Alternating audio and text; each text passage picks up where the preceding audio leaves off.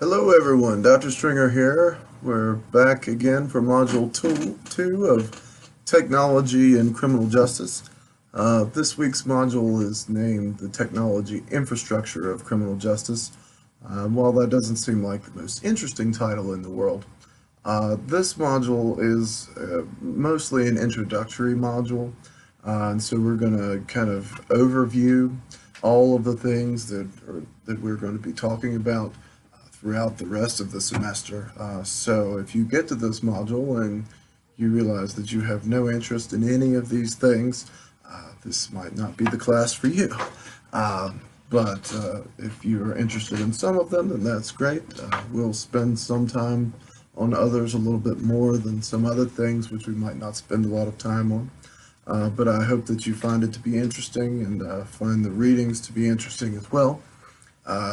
Last week we were just kind of getting introduced to the course and getting, to know our classmates as well as hopefully me a little bit.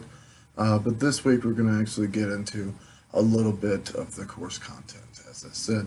And like I said, it's kind of an overview of most of the things that we're going to be going over for the rest of the semester. So for those of you that read the Nunn article already, hopefully you've already read things or are thinking about doing it at some point. But technology in criminal justice refers to a collection of very broad topics.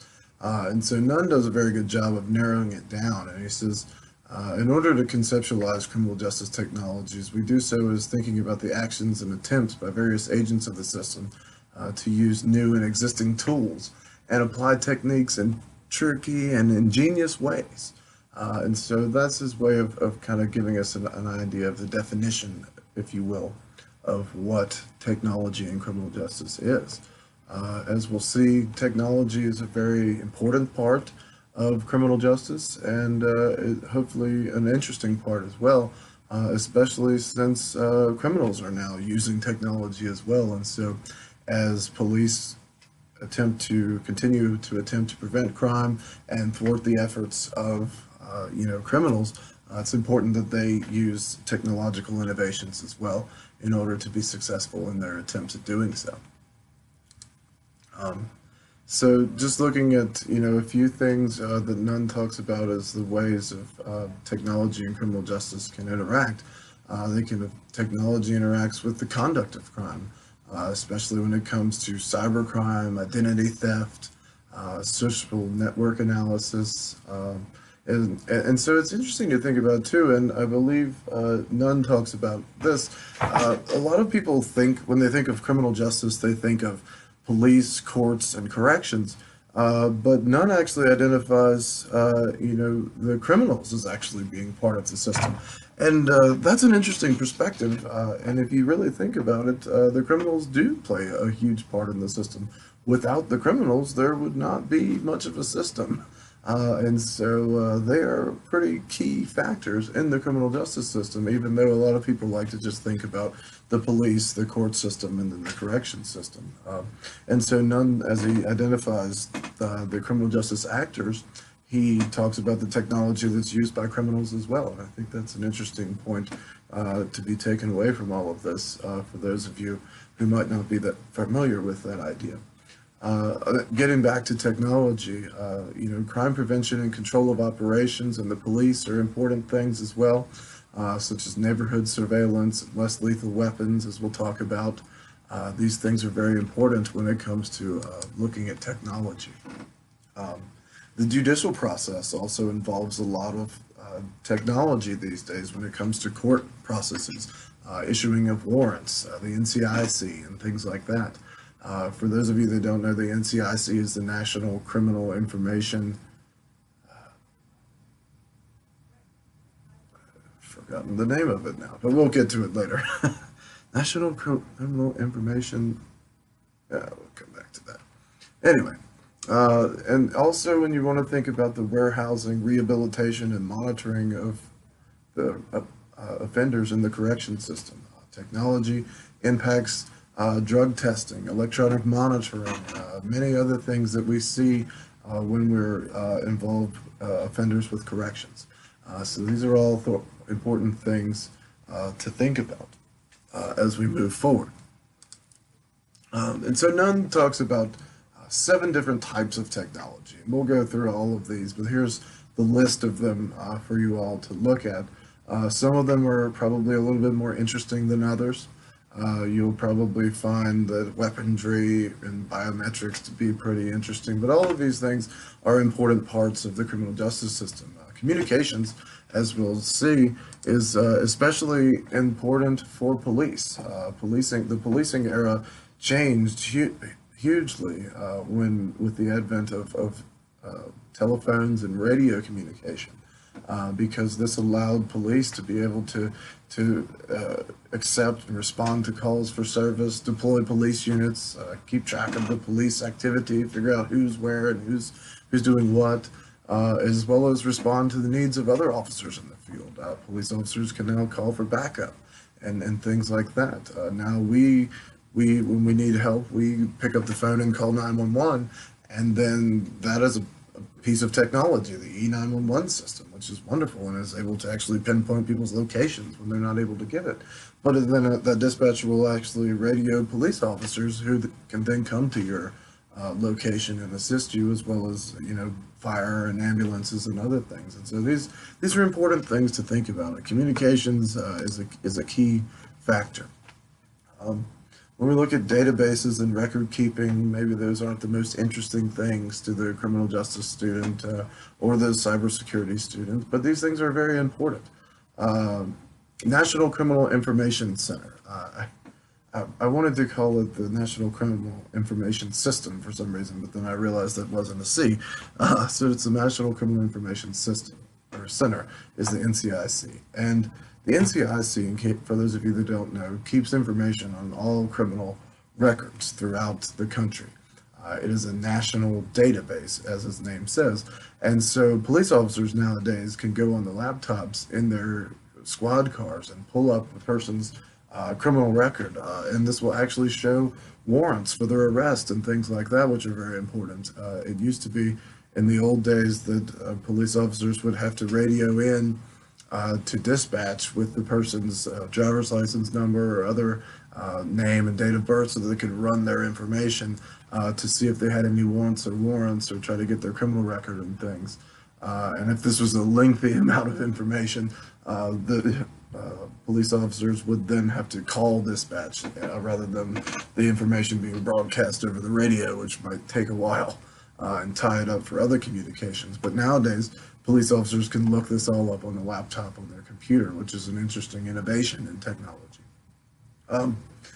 So getting back to the idea of records, all systems and actors, whether it be police, courts, corrections, even to some extent probably criminals themselves, keep some sort of records, and so these involve arrest records, court documents, etc. So another part of record keeping is the integrated automated fingerprint identification system. Your book or your articles talk about it as IAFIS, but most people would call it the AFIS system and just leave off that I in the beginning and call it the automated fingerprint identification system. And then you can call it AFIS, which is a little bit easier than spelling out the entire thing. But for those of you that don't know, this is the means of keeping track of everybody's fingerprints. And so if you've never been arrested before, chances are your fingerprints are not on file anywhere. However, if you have been arrested, then your fingerprints probably are on file in the AFIS system. And then what will happen is anytime there's a burglary or something like that and they're able to lift fingerprints, they will go and enter these fingerprints into this database and try to find a match. So that's an interesting way that we try to identify criminals as well as keep track of everybody, and a way that these identification systems and databases are helping us to prevent crime and as well as solve it after it has actually occurred. And so an interesting thing to think about is how do agencies manage and analyze huge amounts of data? There's several tools that are available. There's mapping tools, as we'll talk about later. I think we do almost 2 modules on that later on in the class. There'll be a module on mapping and then on CompStat. And these things are very, very similar, so they're kind of be talked about in a very similar manner. But mapping tools to be able to tell the police where the crime is occurring at so that then they can focus their policing efforts in that area rather than wasting a bunch of police resources in an area where there's not so much crime. And so these are good ways of being able to use this technology to be able to solve crime or prevent crime from occurring in the beginning, which is a great thing to do. Some other examples would be the Violent Criminal Apprehension Program. There's also many sources of public data that you yourself can go and look at. The Uniform Crime Reports are available. You can go and look up the number of rape, robberies, murders, drug possession charges, whatever you wanted to for Cobb County or any other county in the state of Georgia or in the country. There was, I believe, Florida and Illinois, they participate, but it's not the best data when it comes to Florida and Illinois. I only know this because I've actually used this data for some research that I've been doing for drunk driving, and so I know that Florida and Illinois don't tend to give the best information about their arrests, and so we usually end up excluding them. Luckily, we're not in Florida or Illinois, so we don't have to worry about it too much. Then you also might think about the Clery crime data. You can go and look up the Clery crime data for KSU. Every university under the Clery Act is required to publish data on either the crime rates in the area or on the university where the campus is. So these are other things that you can access for research or your own curiosity, or trying to find a place to live. I know when I moved down here, I did some research, and that's why I ended up living in Kennesaw, close to campus, because Kennesaw has a very low crime rate. It's one of the lowest in the greater Atlanta area. And for those of you that don't know, so that's an interesting little piece of information for you all. Biometrics is another interesting piece of technology. You all might find it interesting. This involves fingerprints, DNA, facial recognition software, these sorts of things. For those of you that have been watching the news lately, you know that some people have been actually getting caught for serial murders that occurred 20 or 30 years ago because people in their family are submitting things to Ancestry.com and other venues like that that are actually keeping track of DNA. And so this is an interesting, excuse me, my throat's getting a little dry, an interesting means of catching people with DNA. So for those of you that don't know, people who are convicted of a felony now are required to have their DNA on file now in the federal DNA repository, so that way they're using it very similar to fingerprints, so that way if someone's DNA is collected on a crime scene, they will then be able to hopefully be able to match it to someone. DNA is not collected similar to fingerprints in that you don't get your DNA extracted just because you've been arrested like you would your fingerprints. However, if you are convicted of a felony, you will be required to submit your DNA to that national database, and hopefully none of you will ever have to deal with that or have that problem, but that's an interesting way that we're looking at trying to control crime. And so when it comes to monitoring, we see monitoring throughout the country and throughout the criminal justice system. Those of you that go to downtown Atlanta can see that there are cameras on many areas in the streets monitoring people's behavior. And so these would then be used to dispatch police, as well as to go back and look if there was a crime committed in the area to be able to capture pictures of the person and identifying measures and things like that. But several other things. I mean, I want you guys to think about kind of the National Security Agency and their collections of metadata and how people talk about, Facebook and other sorts of social media collecting data on all of us. So the National Security Agency, if you say certain things on the telephone, your phone conversations will be flagged by the NSA, as well as certain things that you might be Googling and things like that can get you get your attention drawn, or their attention focused on you, so to speak. Um, and so hopefully they know that I'm a criminologist, because the things that I do research on are probably very interesting. And so hopefully that they're not, but then again, these are just things that they would use to investigate you. They're not going to come and arrest you just because you Googled something that was, odd. That would just be something that they might look into further, because it isn't illegal to Google some things and do research on them. It's illegal to actually go and do them. It just so happens to be the people that are criminals doing research to figure out how to best commit their crimes without getting caught is very similar to a criminologist doing research to try to figure out why crimes occur and other things like that. So then it would become the investigator's job to be able to determine whether a crime was possibly going to occur or not. So imaging is another interesting category. Digital pictures of people, as I talked about, the imaging with the CCTV cameras in Atlanta. But another thing you might think about is other things like the TSA body scans they have at the airport now. Thermal heat imaging. This is not used that common, but sometimes police officers might try to find grow operations where people are growing marijuana or something like that. And they have a lot of heat lamps in there to, simulate the sun. And this creates a lot of thermal heat in the house, which is not normal. And so that would be a means of identifying a potential grow operation where someone is growing marijuana or something else going on in there. As well as the geographic information systems, which I've already talked about, which is our crime mapping and things like that, which we'll talk about much later on in the semester in much more detail as well.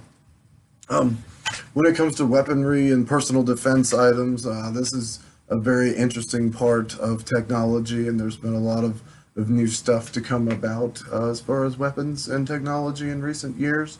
A lot of the times this is used for self-defense of the police officer, defense of others, but can also be used to kill or incapacitate offenders if necessary.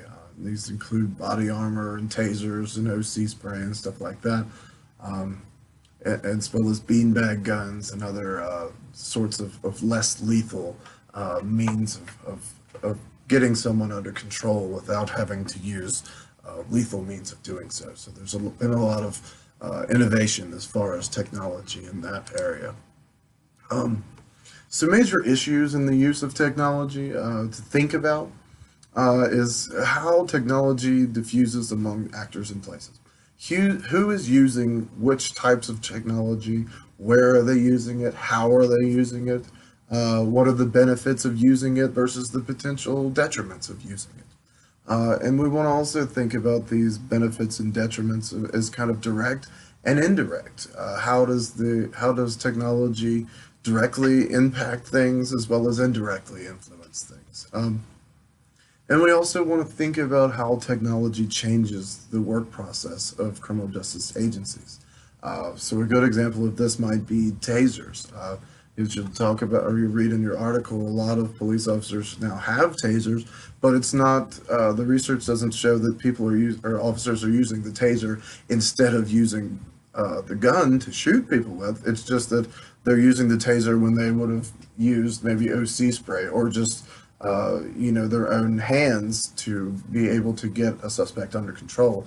And so it's this kind of net widening effect that now we're using the technology to do the work that would have ordinarily been done by the police officer. So what are the outcomes? This is a good question to think about, and we'll probably come back to these things as well as the previous questions throughout the semester. And so they're important things for you to start thinking about now. But how do we measure whether a particular technology has achieved its goal? Different outcomes are obviously going to be associated with different types of technology. You wouldn't expect the taser to have the same outcome as NCIC or the AFIS system or something like that. The taser shouldn't have the same outcome as pepper spray or OC spray. So these are things to consider. And when we're evaluating whether technology is a good thing, you want to think about, is it worth the money? Most technology these days is very expensive. Body cameras are, I think, $300 to $400 a piece nowadays.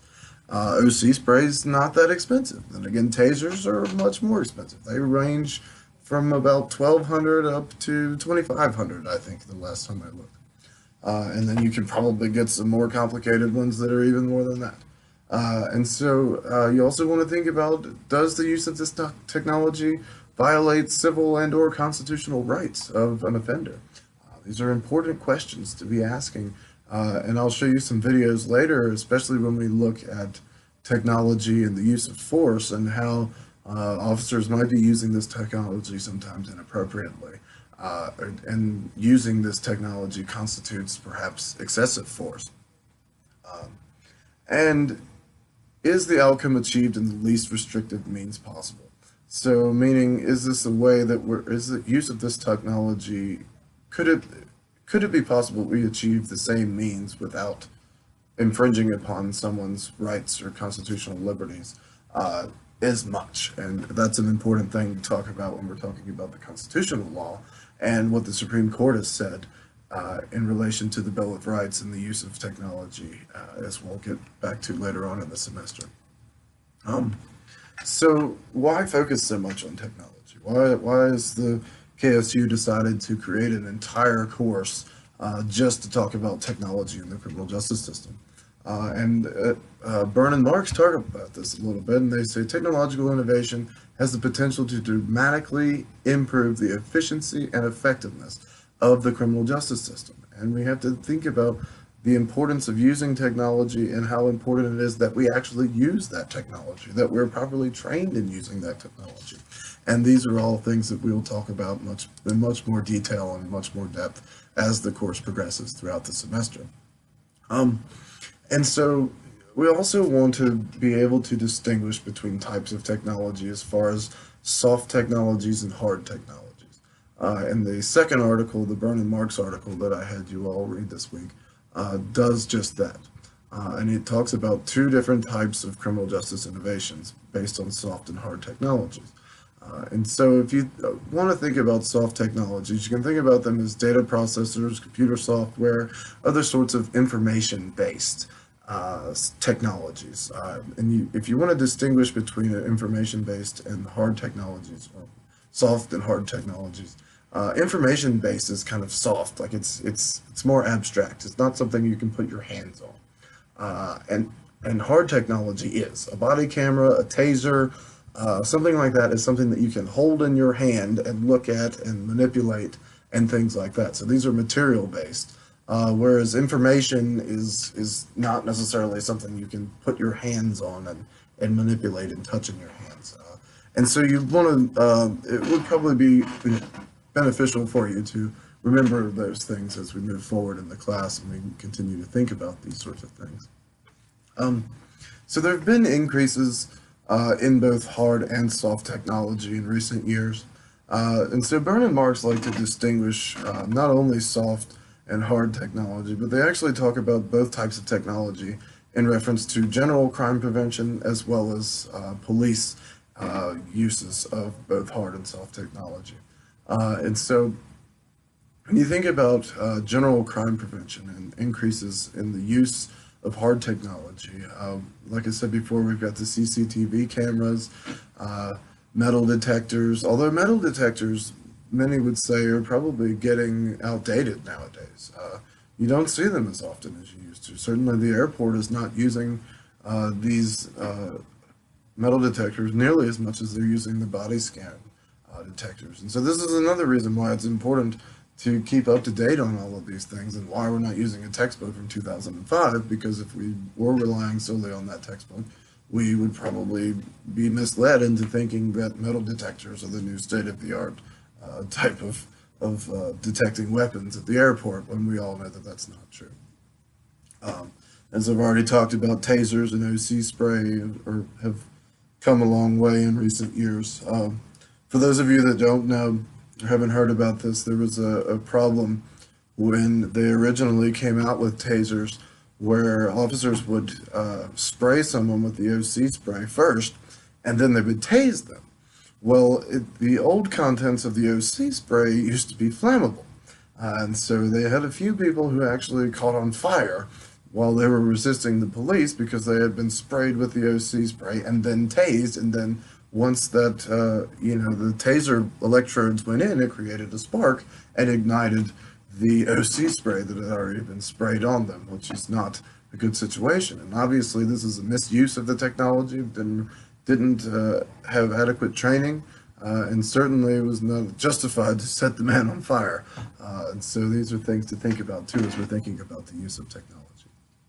Um, so when we talk about police increases in hard technology, we have the idea of the technological advanced patrol cars. Like I said before, almost all patrol cars now have computers.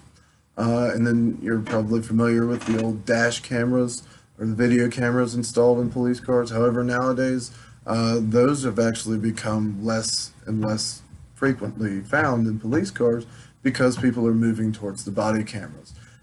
And for some reason, they don't want to have the dash camera and the body camera, so we don't usually see doubling up on these sorts of things.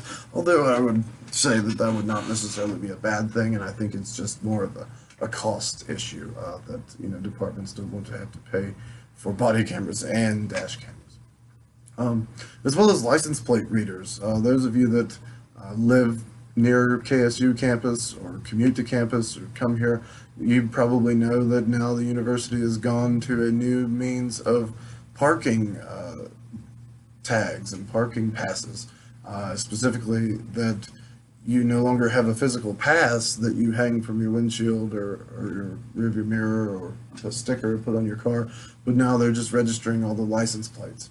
And so people now will just go and have their license plate registered, and then the police and the parking officials will just go around and read license plates and make sure that everyone's where they're supposed to be. As well as body armor, and as we've already talked about, these less lethal weapons have become much more prolific in police use. So when we look at increases in soft technology and crime prevention, there's been a lot of increases in that too. The article talks about how it's just as big of an increase as hard technology. I would venture to say that there's probably been a little bit more increase in soft technology than hard technology, because the hard technology has been increasing, but the soft technology was pretty much non-existent, a few decades ago.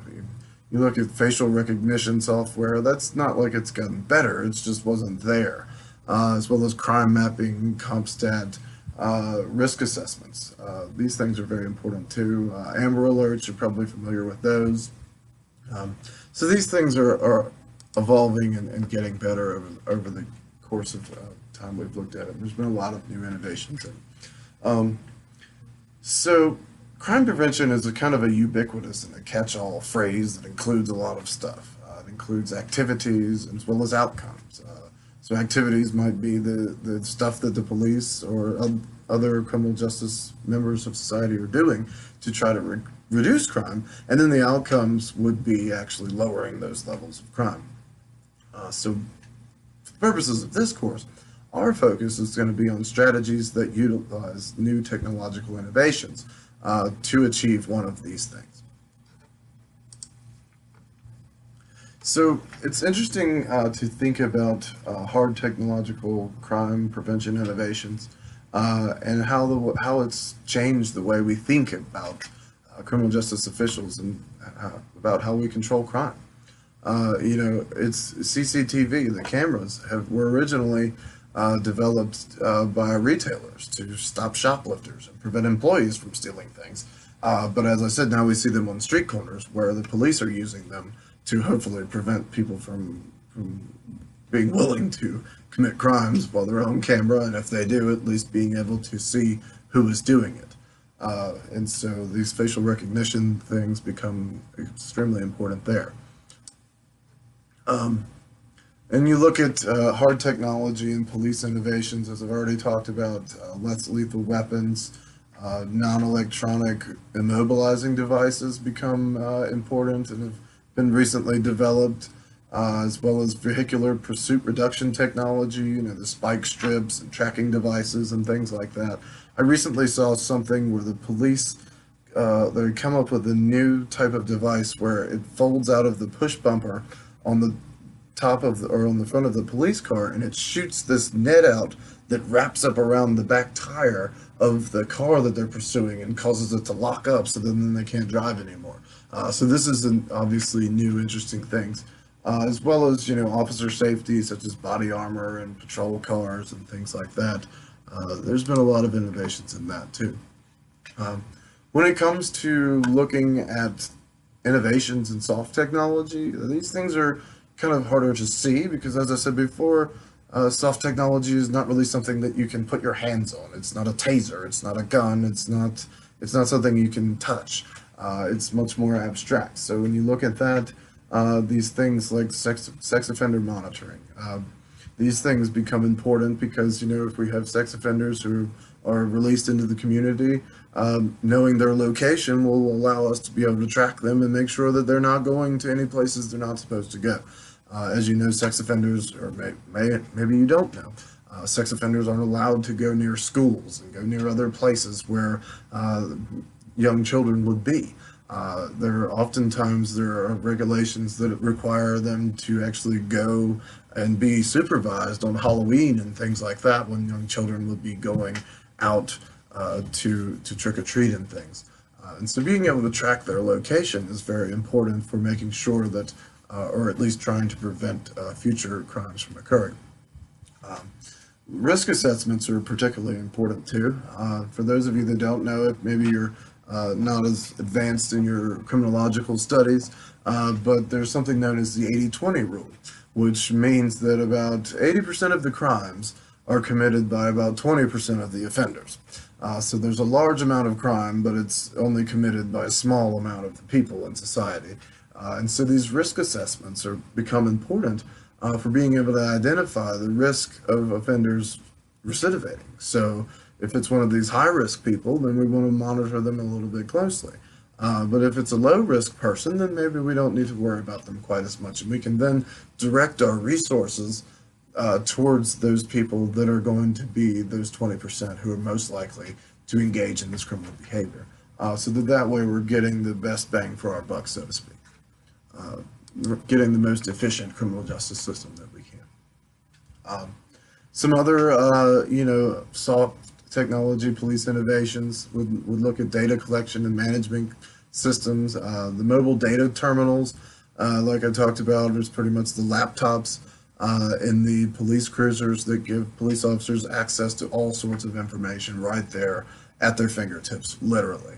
And so then you have these data-driven police strategies. I've already talked about hotspots policing and CompStat, and we'll get into that more in the next module. So these are just things to think about for now and to give you guys kind of the roadmap about where we're going to be going for the rest of the semester. So there is a need for a cyber component to the criminal justice system. Police officers must, as well as everybody else in the criminal justice system, must have the skills necessary to use technology. Someone was telling me a story just recently about how they'd been to a police station and they're still using a typewriter to go and type up many of their reports and things like that. And so it's important to think about, how some agencies and some officers might not be as advanced as others. And we want to make sure that the police officers are keeping up with the criminals. The criminals are obviously probably not using typewriters. And so just to imagine for a second if a police officer couldn't use a computer or a cell phone. Imagine if you as a student couldn't use a computer. Hopefully you would not be taking an online class, but if you couldn't use a computer, that would hugely hinder your ability to get everything done that you needed to get done, even if you weren't in an online class. So if the police officer couldn't use a cell phone or a computer, that would really hinder his ability to identify certain crimes, especially things like identity theft, or try to find pedophiles looking for children on the internet and things like that. And this is a lot of what detectives do, and how they catch a lot of pedophiles is by pretending to be young children, and then the pedophiles go to meet them, and they're like, well, I'm sorry, I'm not a 7-year-old boy, but I'm a 35-year-old man, and would mind coming with me? And so if officers weren't able to use this technology, chances are these people would be very, very difficult to catch. So this is not a cybercrime class. However, in order to identify and target cybercrime, officials need to be able to understand how and why it happens in order to be able to address it. So you need to be able to think about a lot of these crimes that are occurring in cyberspace. A lot of these cyber crimes are occurring, and many of the people are not getting caught because the police are not able to adequately police it. And the criminals know this. This is why they're intending to do these things. Also, a lot of these crimes tend to cross jurisdictions. And so, especially a lot of this stuff, this hacking is occurring in another country. And so jurisdictions become a big problem with that. You know, if someone is hacking you from Russia, there's very little that the Cobb County police can do about that. Or even the United States, you know, even if you did get the FBI involved, there's very little that they can do. So jurisdictions are another thing, but you know, having the technology to be able to go after these things, find out who is actually typing on that computer, even if they are in Cobb County, being able to identify them and figure out who it is and catch them is going to involve some knowledge of technology, and these things become very important. So there's no need. The need for technology-driven criminal justice system is very clear, and there's also a need for CJ actors, criminal justice actors, to keep up with the rapidly changing landscape of how we define crime and the types of crime, because criminals are constantly evolving and trying to figure out, okay, now the police are doing this, so now I need to do this, and so they're keeping up with it because they have a very vested interest in staying out of jail and prison. But when we need to evaluate the effectiveness of these technologies, it's very important that we look at, if the technology is not effective, maybe we need to move the money supporting it to something else, and diverting it elsewhere to some other sort of technology or some other program that would be effective. And we also need to think about, is this technology infringing on civil liberties? And so when I use that example of the thermal imaging, you know, that was something that the Supreme Court many years ago did actually decide that thermal imaging did violate the U.S. Constitution and infringed on personal civil liberties when it was used without a warrant. Now, if they have a warrant, then that's fine. But so that's just an example of how technology might be infringing on civil liberties.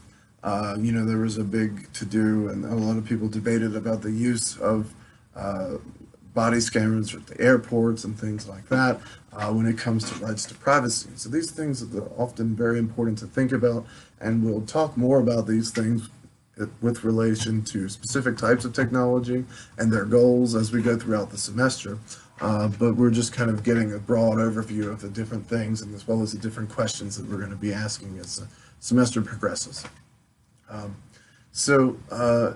What can we take away from all of this? What can we take away from sitting here and listening to me talk and reading these articles this week?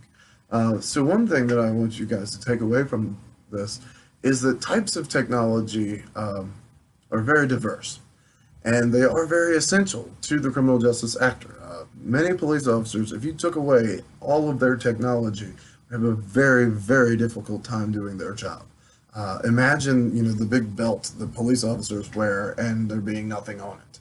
Imagine their police car, and actually you might think about their police cars being a part of technology too, because police, you know, existed long before there were police cars. It used to be they were out walking the beat. So the police car in and of itself is a type of technology, but imagine the police car without any of the stuff. Imagine without blue lights and a siren and a radio and a computer and the barrier that goes between the police officer and the person in the back seat. Imagine the mechanisms that keep the back seat person in there, such as the locks on the doors and things like that. So these things are very important to think about, and they're very important to the criminal justice actor. moving beyond that, there needs to be a consideration of whether the technology is achieving its purpose.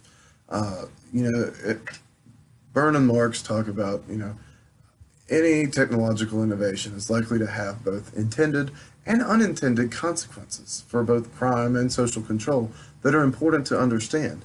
You want to understand whether it's achieving its intended goal and whether it's achieving some other unintended goal, and whether the intended goal that it is achieving or is not achieving outweighs the unintended consequences. So, for example, the example that I used before about the man catching on fire after he was OC sprayed and tased, that was an unintended consequence, obviously, or at least we hope so. But, they did have the intended purpose of getting that person under control. And I don't recall whether the man ran around and frantically as he was on fire, because if he did, then obviously they not only achieved the unintended consequence of setting him on fire, but if they did, then he was not even under control at the time either. And so that is, I guess, an interesting, drastic example of how technology might not be, in some instances, achieving its goal, but then might be actually creating some harmful unintended consequences that we need to think about as we move forward throughout the course and throughout our careers, thinking about technology and the criminal justice system. And so that's all that I have for today, and I hope that you all will enjoy the rest of your week, and I look forward to reading everything that everyone has to read on the discussion boards, and please certainly email me if you have any questions or problems moving forward, and we'll talk to you all next week.